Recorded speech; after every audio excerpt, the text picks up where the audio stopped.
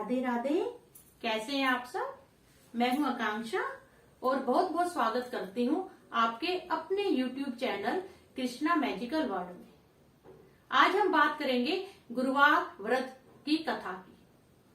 आज हम इस वीडियो में गुरुवार व्रत की कथा के नियम, उसका फल और महिमा का वर्णन करेंगे। जैसा कि आपको पता है, अपने सप्ताह में 7 वार या 7 दिन होते हैं। सब 7 वारों के व्रत और उन वारों के देवता भी अलग अलग हैं। जैसा कि अपने को नाम से ही पता चल रहा है, गुरुवार अथवा बृहस्पतिवार। तो गुरुवार जो है वह गुरु जी को समर्पित व्रत है। देवता और जो दानव है उनके गुरु जी अलग अलग हैं। अपने जो दानव है उनके देवता शुक्रदेव जी हैं और जो देवता है उनके गुरु श्री बृहस्पति देव जी हैं। तो ये गुरुवार का व्रत जो है बृहस्पति देव जी को ही समर्पित है। श्री कृष्ण जी ने भी गीता में बोला है कि वारों में मैं गुरुवार हूं। श्री कृष्ण जी की भांति ही श्री गुरुदेव महाराज जी को पीला रंग अति प्रिय है। अब मैं गुरुवार व्रत के लाभ बताना चाहूंगी कि इनके व्रत करने से हमें क्या क्या लाभ होता है। सर्वप्रथम तो जो महिलाएं हैं उनके लिए गुरुवार का व्रत अति उत्तम है। यह व्रत करने से हमें अति सौभाग्य की प्राप्ति होती है, धन धान्य की वृद्धि होती है और विद्यार्थियों के लिए भी यह व्रत अति उत्तम है। गुरुजी महाराज उत्तम बुद्धि प्रदान करते हैं और जिन भी स्त्री पुरुष की शादी या विवाह में कोई समस्या हो या कुंवारे लड़के या लड़कियों की विवाह में कोई अड़चन आ रही हो, उनके लिए भी यह व्रत बहुत ही फलदायक होता है। और यह व्रत करने से हमें उत्तम बुद्धि की भी प्राप्ति होती है। अब इस व्रत के नियम देख लेते हैं। गुरुवार के व्रत के दिन हमें केले के वृक्ष का पूजन करना होता है। इसके लिए आप मंदिर में भी जा सकते हैं और अगर आपके घर के आंगन में केले का वृक्ष लगा हुआ है तो वहां भी पूजा कर सकते हैं। केले के वृक्ष के लिए जगह जगह ये भ्रांतियां फैलाई हुई हैं कि यह घर के आंगन में लगा हुआ शुभ नहीं होता है। मेरे खुद के घर के आंगन में 20 साल से श्री गुरुजी महाराज जी केले के रूप में विराजमान है और मेरे लिए अति शुभ है। इसलिए इसमें कोई भी दिक्कत नहीं है। अगर आपके घर में केले का वृक्ष है तो आप उसकी सर्वप्रथम बहुत अच्छे से पूजा पाठ करें और मन में कोई भी चिंता ना लाएं। इस दिन हमें सब गुरुजी महाराज जी के समक्ष पीली चीजों का ही भोग लगाना चाहिए, जैसे बेसन के लड्डू, चने की दाल, गुड़, केला, आम और ये जो भी पीली जो चीज आप खा सकते हैं, बेसन का चीला और ये बेसन का हलवा, बेसन की रोटी इत्यादि, क्योंकि गुरुजी को पीला रंग ही अति प्रिय है। और इस दिन हमें पीले वस्त्र ही धारण करने चाहिए। पीले पुष्प से ही श्री गुरुजी का पूजन करना चाहिए। इस प्रकार गुरुजी महाराज जी बहुत ही प्रसन्न होते हैं और जो भी आपकी मनोकामना हो उसे अवश्य ही पूर्ण करते हैं। आपको व्रत का संकल्प भी गुरुजी के पेड़ के नीचे अपने हाथ में थोड़ा जल लेके और उनके समीप करना चाहिए कि मैं ये व्रत 4, 8, 12, 16 ऐसे करूंगी। आप जो व्रत का संकल्प जो है वो सम संख्या में लें, मीन्स इवन नंबर में। तो आपका जो ऐसा कोई नहीं है कि हम ज्यादा व्रत करेंगे तो ज्यादा फल मिलेगा, कम करेंगे तो कम मिलेगा, ऐसी भी कोई भी दिक्कत नहीं है। जितनी भी आप में सामर्थ्य है आप उसके अनुसार अपने व्रत का संकल्प कीजिए। व्रत जिस दिन आप करें उस दिन पीली गाय अगर हो तो अति उत्तम है।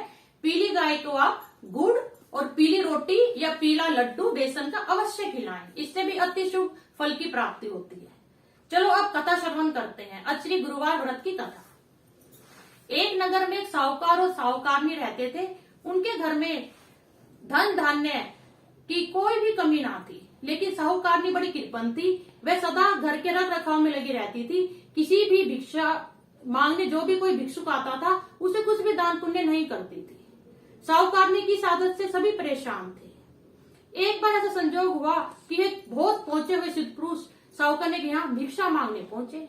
उस समय साहूकारनी अपने घर का आंगन लीप रही थी, इसलिए उसने भिक्षा देने में मना कर दिया। बोली, साधु महाराज आज मैं बहुत व्यस्त हूँ, आप किसी और दिन आइएगा। थोड़े दिनों बाद साधु बाबा पुनः पधारे। उस समय साहूकारनी अपने लड़के को खिला रही थी। तो बोली साधु बाबा अब मैं मेरे बेटे को खिला रही हूँ, आप किसी और दिन अवकाश के टाइम आना या अवकाश के समय आना। तीसरी बार जब साधु बाबा पुनः पधारे उस समय साहूकारनी फिर अपने आप को घर के किसी अन्य कार्य में व्यस्त रखने की कोशिश करने लगी। इस बार साधु बाबा का माथा ठनका और वह समझ गए कि साहूकारनी व्यस्त नहीं रहती, अपितु स्वभाव से ही कंजूस है। साधु बाबा क्रोधित हो गए, बोले क्या बात है माई, जब भी आता हूँ तो हमेशा बोलती है अवकाश नहीं है, अवकाश नहीं है, ये क्या है?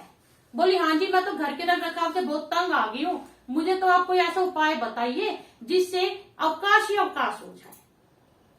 तो साधु बाबा बोले अच्छा मैं तुम्हें कुछ उपाय बताता हूँ, वो जब तुम करोगी तो तुम्हारे घर में अवकाश ही अवकाश हो जाएगा। गुरुवार के दिन सुबह सूरज जब बहुत ज्यादा चढ़ जाए तब तुम उठा करो, और उठने के बाद घर की स्त्रियां सिर समेत नहाए और जो पुरुष जो है वो हजामत अवश्य बनाए, और इस दिन घर का कूड़ा घर के किसी कोने में इकट्ठा कर दिया करो, और चौका बिल्कुल ना लगाया करो, और शाम को काफी अंधेरा छा जाए तब दीपक बत्ती जलाया करो। इस प्रकार उल्टी शिक्षा देके साधु बाबा चले गए। साहूकारनी वैसा ही करने लगी। अभी 2 ही गुरुवार बीते थे कि गुरुजी के अशुभ परिणाम उनके घर में उजागर होने लगे। घर में धीरे धीरे धन धान्य भोजन सब कुछ समाप्त हो गया। कुछ दिनों बाद वही साधु बाबा पुनः पधारे। उस समय साहूकारनी अपने घर के आंगन में हाथ पे हाथ धरे बैठी और बिल्कुल अवकाश से रहित थी। तो साधु बाबा बोले माई आज तो तू अवकाश में है, आज तो तू मुझे भिक्षा अवश्य देगी। तो साहूकारनी बोली महाराज अब तो आपको भिक्षा देने के लिए क्या, मेरे तो घर में ऐसा टोटा पड़ा कि मेरे को तो खुद खाने के लिए भी अन्न का एक भी दाना नहीं बचा है।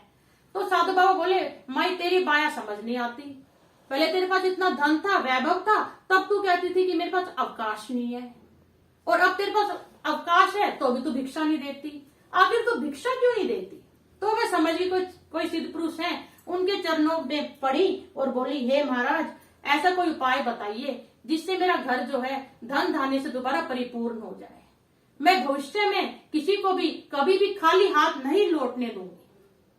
तो साधु बाबा को दया आ गई, वो बोले माई जो मैंने तुझे पहले उपाय बताए थे उससे गुरुजी रुष्ट हो गए, परंतु अब तुम्हें गुरुजी को प्रसन्न करने के उपाय बताता हूँ। गुरुवार के दिन सुबह स्नान करके भूलकर भी स्त्रियों को सिर नहीं धोना चाहिए और पुरुषों को हजामत नहीं बनवानी चाहिए, और इस दिन गुरुजी को प्रसन्न करने के लिए हमें पीले वस्त्र धारण करने चाहिए, पीली वस्तु का ही दान देना चाहिए, और पीली वस्तु ही गुरुजी को भोग प्रसाद में बनानी चाहिए। इस दिन हमें गुरुजी की कथा कहनी चाहिए, उनकी व्रत करने चाहिए, शाम को ठीक सायंकाल हमें दीपक जलाना चाहिए। इस प्रकार गुरुजी महाराज बहुत प्रसन्न होते हैं, अन्न से धन से सब चीजों से घर को निहाल कर देते हैं। साहूकारनी ने गुरुजी के समक्ष, गुरुजी के जो होता है केले का वृक्ष, उसके समक्ष उसने संकल्प लिया और गुरुजी के व्रत किए। व्रत के फल स्वरूप उसका घर फिर अन्न धन से भरपूर हो गया। उसके बाद उसने कभी किसी को खाली हाथ में लौटने दिया, जितना बन सका दान पुण्य किया। तो हे गुरुजी महाराज जैसे आप साहूकारनी पे रुष्ट हुए वैसे किसी पे ना होना, और जैसे आपने साहूकारनी को अन्न से धन से इज्जत मान सम्मान से निहाल किया, ऐसे जो भी आपका व्रत करे उसे इज्जत मान सम्मान धन धान्य से उत्तम बुद्धि से निहाल करना। जय श्री गुरु महाराज जी की। राधे राधे।